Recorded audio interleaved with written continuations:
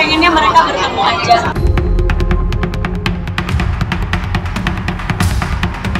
Sampai detik ini nggak ada konfirmasi, jadi saya ngerasa ditantang.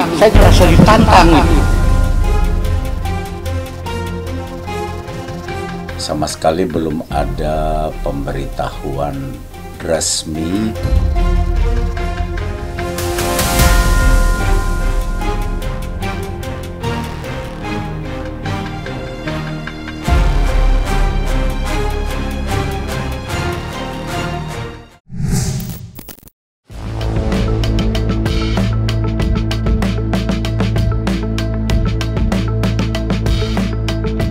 Dilaporkannya Lesti Kejora oleh Yoni Dores atas dugaan pelanggaran hak cipta menuai beragam komentar. Sejumlah pihak bahkan ikut angkat bicara. Ada yang mendukung Lesti, ada juga yang berpihak pada Yoni Dores selaku pencipta lagu, yang merasa dirinya tidak dihargai oleh Lesti yang sudah mengcover lagunya yang berjudul Bagai Ranting yang Kering yang diunggahnya di kanal YouTube tanpa seizinnya. Dan setahun lamanya tidak menghiraukan 2 kali somasi yang dilayangkannya. Bahkan, usahanya menemui Lesti untuk membicarakan lagu yang sudah dinyanyikannya tanpa izin berujung sia-sia. Yoni Dores yang merasa dirinya diabaikan hanya berdiri di depan gerbang pintu rumah Lesti lantaran dapat bertemu dengan pembantu rumahnya. Lantas, apa tanggapan penyanyi dangdut senior sekaligus penyanyi original lagu Bagai Ranting yang Kering, Iis Dahlia, usai mengetahui juniornya Lesti Kejora dilaporkan pencipta lagu yang sudah lama dikenalnya?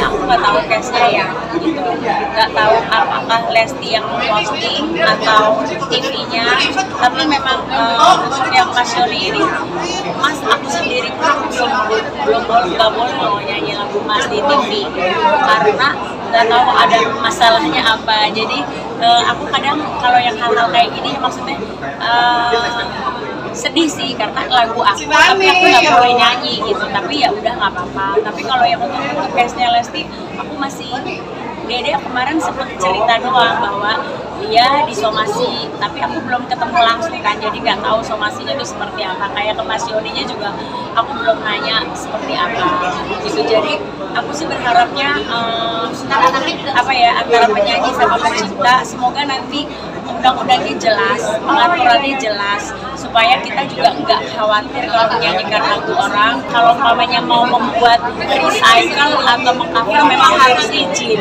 Tapi aku nggak tahu kalau case-nya Lesti ini seperti apa. Lesti hanya nyanyi di TV, orang yang posting, atau Lesti membuat cover, posting di YouTube-nya dia. Karena setahu aku yang aku lihat Lesti nyanyinya waktu di Indonesia. Jadi, tapi aku nggak tahu nih yang dilaporkan case-nya yang mana. Tapi aku sendiri pun kayak karena kayak mau nyanyi lagu-lagu orang yang bagaimana tuh kayak ada rasa ketakutan kayak gini. Jadi aku bener-bener nih seorang penyanyi nih sekarang menunggu kejelasan daripada aturan. Aku pengennya mereka bertemu aja, mereka bertemu, komunikasi. Ini kan kejadian kayak gini nih ya, Ari Bias sama Agnes karena tidak ada komunikasi.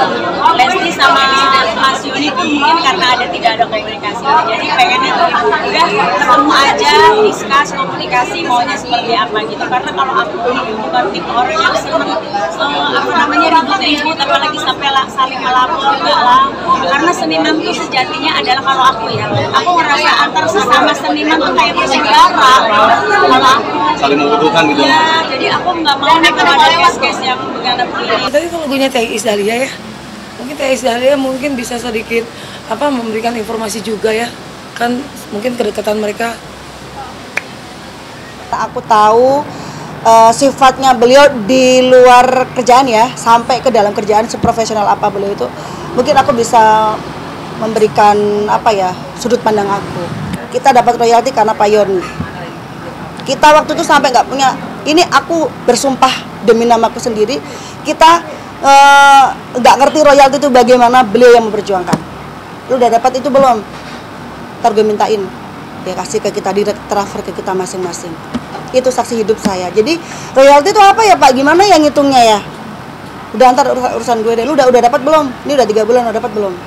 Waktu itu kita dapat 3 juta aja udah seneng ya. Maksudnya kan tahun itu gitu loh. Kita dapat berapa, apalagi per 3 bulan kita tiba-tiba dapat uang yang nggak disangka-sangka lah menurut kita. Karena kita emang bener dari awam lah nggak ngerti kayak bagaimana cara memperjuangkan royalti, bagaimana nanti bertanya pun kalau kita nggak ada yang memperjuangkan di dalamnya juga nggak tahu gitu. Karena kan di label kan Pak Yoni pegang, kalau manajemen kan ngurusin jadwal sama job. Ujung-ujungnya taunya dituntut aja, makanya emosi semua kan. Jadi publik itu salah mengartikan semua ini jadi kayak, lu mau ujung-ujungnya duit. Ya emang iya, tetap kan sama-sama dapat duit. Dia dapat duit dari nyanyi, sini dapat duit dari royalti. Iya adil dong, logikanya kan begitu. Karena kebetulan suamiku juga pencipta lagu, jadi aku juga bertanya sama dia gimana sih gini-gini. Dia ngasih masukan juga. Oh iya, emang kadang kita menyepelekan hal kecil kayak udahlah kita nyanyiin aja, tapi kita nggak tahu loh pencipta lagu tuh banyak yang nasibnya mohon maaf di bawah penyanyinya. Sampai beliau ada pencipta lagu beberapa bahkan beberapa pencipta lagu itu sebelum meninggal pun kita sampai galang dana. Padahal lagunya meledak, booming, semua menyanyikan, tapi beliau sakitnya pun galang dana, terus minta sumbangan sana sini. Kenapa? Karena ketidaksejahteraannya pencipta lagu.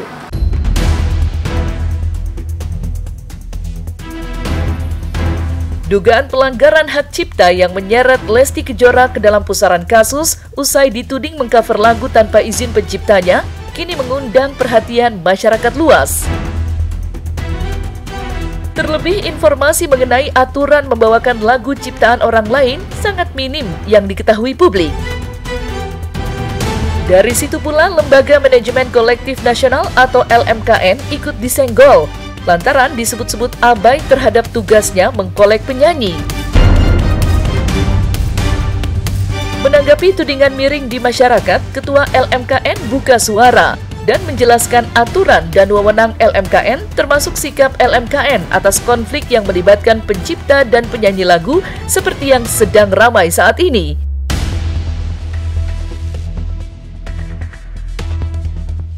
Sama sekali belum ada pemberitahuan resmi ke LMKN sebagai lembaga manajemen kolektif diamanatkan oleh undang-undang untuk mengolek dan menghimpun serta mendistribusikan royalti bagi pemilik hak cipta maupun hak terkait. Secara resmi belum ada pemberitahuan resmi. Kami hanya mendengar dan mengikutinya juga baru dari rekan-rekan pers gitu, termasuk anda-anda sekalian yang hari ini juga bertemu dengan kita di LMKN. Nah, harus jelas dulu di kamar mana ini pokok persoalannya. LMKN bersama dengan LMK itu hanya mengurusi yang sifatnya hak mengumumkan. Ya begitu ya Pak John ya? Hanya mengurusi hak mengumumkan. Dan pemilik hak cipta maupun hak terkait hanya bisa mendapatkan hak ekonominya dari penggunaan secara komersial di bidang performing rights atau hak mengumumkan itu hanya bisa mendapatkan hak ekonominya melalui lembaga manajemen kolektif yang dihimpun atau terhimpun di dalam lembaga manajemen kolektif nasional One Gate Policy. Ada 14-15 LMK di Indonesia, itu pun hak terkait tersendiri dan hak cipta tersendiri. Semua itu terhimpun satu pintu aja di pola manajerial tata kelolanya melalui LMKN. Begitu duduk soalnya.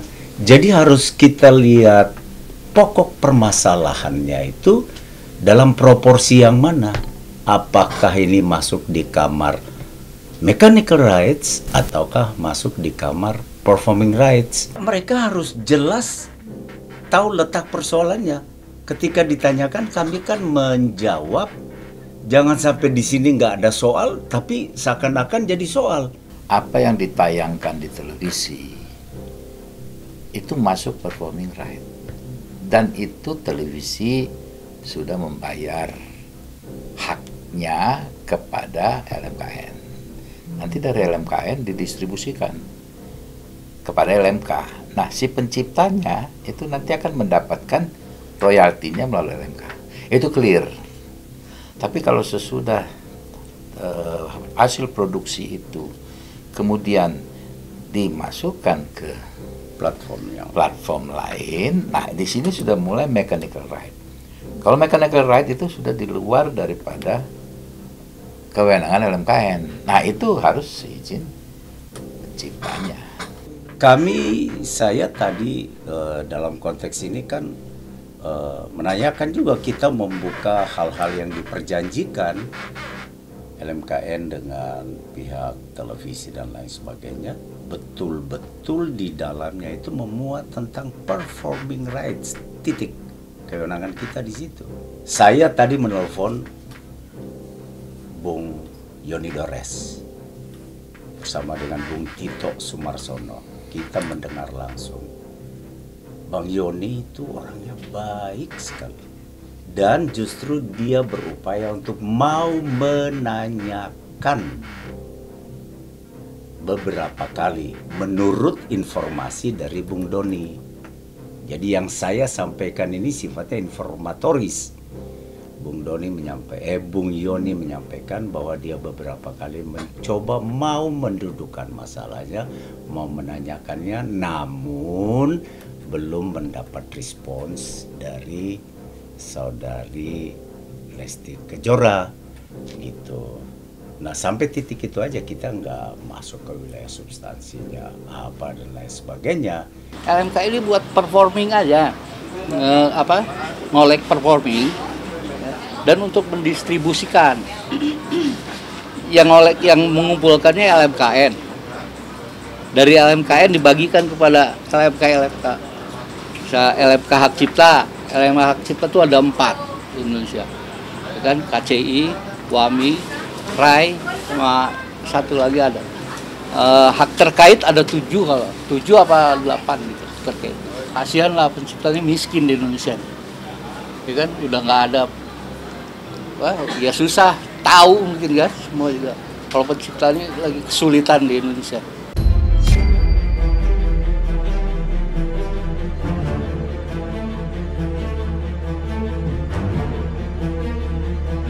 Yoni Dores dikenal luas sebagai pencipta lagu dangdut yang sudah teruji. Banyak lagunya dinyanyikan sejumlah penyanyi top, mulai dari Iis Dahlia hingga Inul Daratista. Namun, langkah hukum yang ditempuhnya dengan melaporkan penyanyi muda Lesti Kejora mendapat tanggapan kurang menyenangkan. Tidak sedikit yang mengkritik dan menyayangkannya.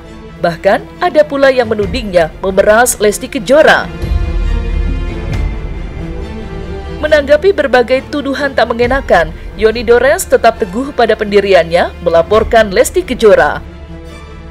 Bagi Yoni Dores, ada yang lebih tinggi di atas materi yang tidak dimiliki Lesti Kejora, yakni etika. Lesti yang dikenal ramah dan peduli, kini seolah menampilkan sifat sisi lainnya yang tak pantas dijadikan panutan untuk penyanyi muda lainnya. Dan seperti inilah kegeraman Yoni Dores dan keteguhan hatinya menghadapi berbagai macam serangan usai dirinya menyerang Lesti Kejora. Pas saya buka YouTube, ngeliat ada cover, ada label, gambarnya Lesti, tulisannya Bagai Ranting Ring. Saya klik loh, ya kan? Lihat lagunya, ini ada lagu saya. Mulai saya kumpulin tuh. Dan ini kan yang saya dengar di sekarang di luaran, semua nyerang saya. Dipikir saya ini menuntut Lesti menyanyikan di TV-TV gitu. Salah besar, bukan itu, belum sejauh itu. Kalau memang saya mau menuntut soal show, banyak sekali. Yang jelas pada komentarnya pada nggak ngerti aja.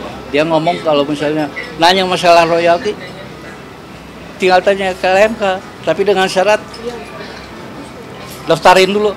Nggak usah ngajarin, saya udah 30 tahun jadi pencipta. Sementara saya ada kasus gini semua nyerang. Jadi harus seperti apa ini? Nyerangnya yang aneh-aneh ngomongnya. Bahwa saya nuntut Lesti nyanyi di TV. Sampai siapa ada? Si Ibu Siwi garda terdepan gitu. Apa? Kok sampai begitunya? Lagu Pak Yoni mau diboikot seluruh diri, silahkan aja. Mau diboikot. Saya emang gak keberatan. Memang harus tamat mungkin. Karir saya nggak apa-apa. Memang itu semua kehendak Allah itu mah. Jadi sampai ke polisi ini cuma kekesalan aja saya. Saya bukan nabi, saya manusia biasa itu. Sampai saya boleh tanya lah ke artis saya pernah nggak turun ke rumah Barbie? Nggak pernah. Baru ke rumah Lesti setelah sekian lama. Saya tunggu kok nggak ada kabar sama sekali. Sementara cuma pengen tahu nih. Ini yang bikin siapa Lesti? Cuma nanya gitu. Kalau misalnya ketemu waktu itu, saya cuma menanya, Lesti ini bener suara kamu? Wah gitu kan? Karena musiknya musik orkesan gitu musiknya. Udah nggak ada izin, nama penciptanya nggak ditulis lagi. Jangan gitulah. Ya prosedurnya kalau misalnya dibikin untuk dikomersikan ya harus ke pencipta atau ke publishernya kan. Itu yang ditulis. Undang-undangnya begitu kan. Kalau LMK kan cuma buat performing. LMKN tidak boleh menerima uang mekanikal. Uang mekanikal itu uang pembayaran buat pembelian lagu yang untuk dikomersilkan. Nggak boleh. LMKN hanya ngolek performing aja.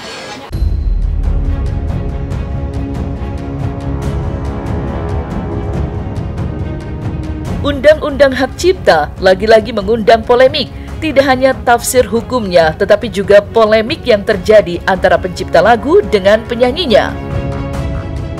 Ya, dilaporkannya Lesti Kejora oleh Yoni Dores telah menambah daftar panjang kisruh yang terjadi di antara musisi. Jauh sebelum Lesti dilaporkan, konflik panas sempat terjadi antara Ahmad Dhani dengan mantan koleganya di Dewa 19, Once Michael. Ada juga pencipta lagu Ari Bias yang memenangkan perselisihannya dengan Agnes Mo. Dan baru-baru ini, penyanyi pop Vidi Aldiano juga dilaporkan oleh pencipta lagu untuk lagu yang kerap dibawakannya. Kisruh antara pencipta dan penyanyi ibarat perang saudara dalam sebuah keluarga. Lantas, apa tanggapan para penyanyi mengenai permasalahan tersebut?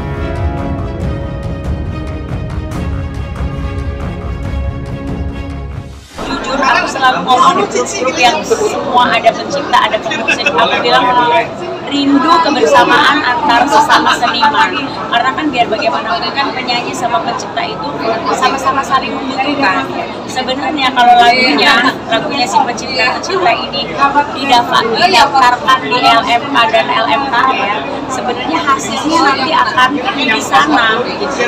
Tapi kalau namanya kayak Mas Yoni atau apa mungkin nggak mendaftarkan,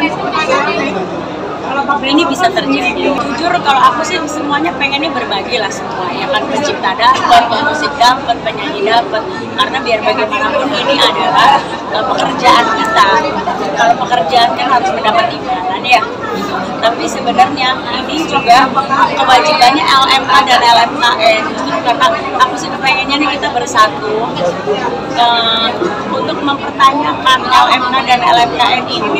Setiap kali mentransfer kita itu reportnya ada, ini dari mana nih bisa ada jumlah ini gitu loh. Kalau aku kepengennya mudah-mudahan lah dengan adanya seniman-seniman sekarang di DPR, karena kan DPR itu adalah tempat untuk undang-undang, untuk membuat undang-undang. Mudah-mudahan ada kejelasan sehingga hal-hal seperti ini tidak terjadi.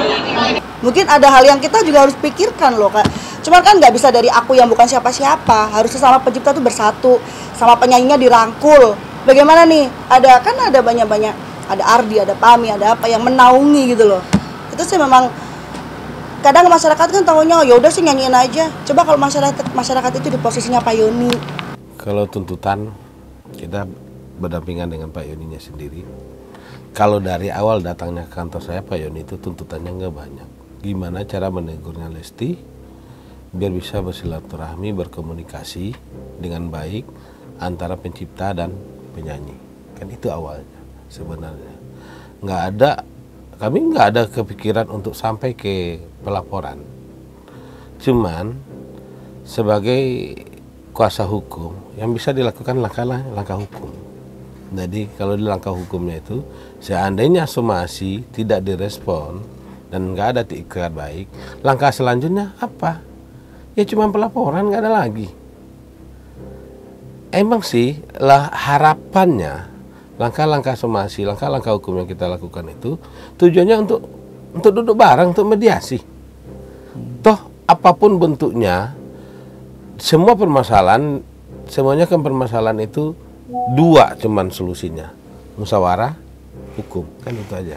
Sebenarnya ekosistem musik ini sedang tidak baik-baik saja. Ini karena aturannya nggak jelas, informasinya ke masyarakat, ke pencipta, ke ekosistem ini sedang tidak apa ya, informasinya tuh nggak jelas gitu. Akhirnya seperti sekarang kan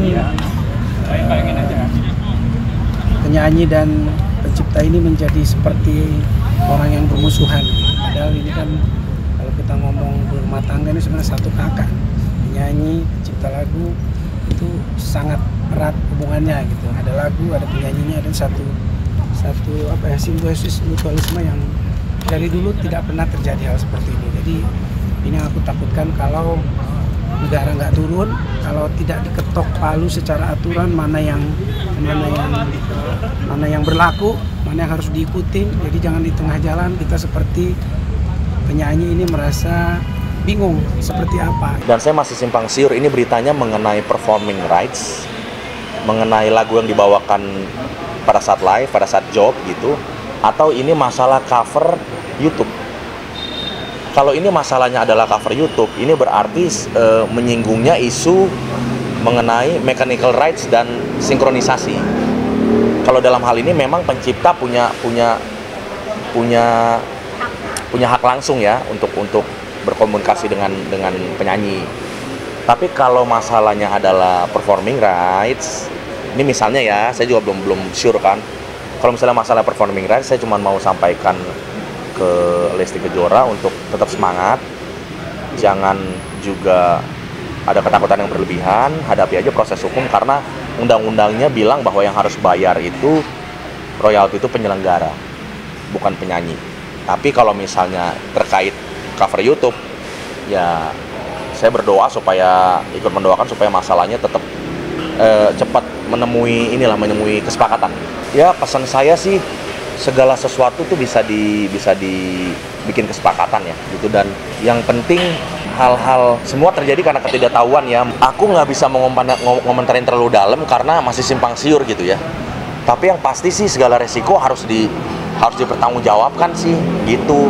Yang salah, yang benar kan gitu ya. Sekali lagi ini pelajaran buat sistem di Indonesia ini, supaya semuanya harusnya, apalagi musisi ya, sama-sama musisi ini sebenarnya saling berdiskusi aja seperti apa maunya. Jangan main somasi main isu-isu kayak gitu kan sebenarnya kurang baik untuk nanti juga keberlanjutan lagu-lagu dan juga ke penyanyinya gitu. Akhirnya ada ketakutan nanti orang penyanyi untuk menyanyikan lagu-lagu di kemudian hari, akan mencari aman. Nah menurut saya hadapi saja. Somasi itu kan ibaratkan musyawarah. Jadi bahasa istilah hukumnya tuh somasi ya.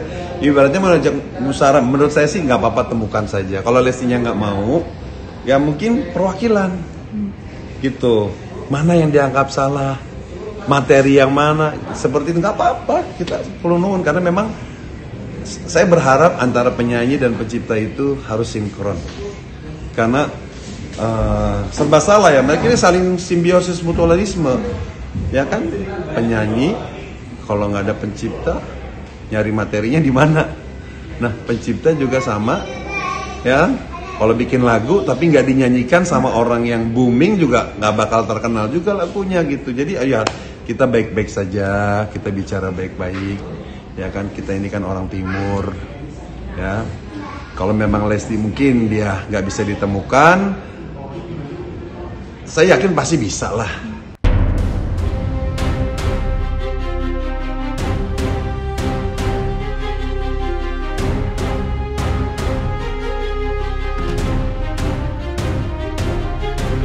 Nah, selesai sudah Cumi Lovers. Jangan lupa untuk like, subscribe, dan juga share channel YouTube Cumi Cumi.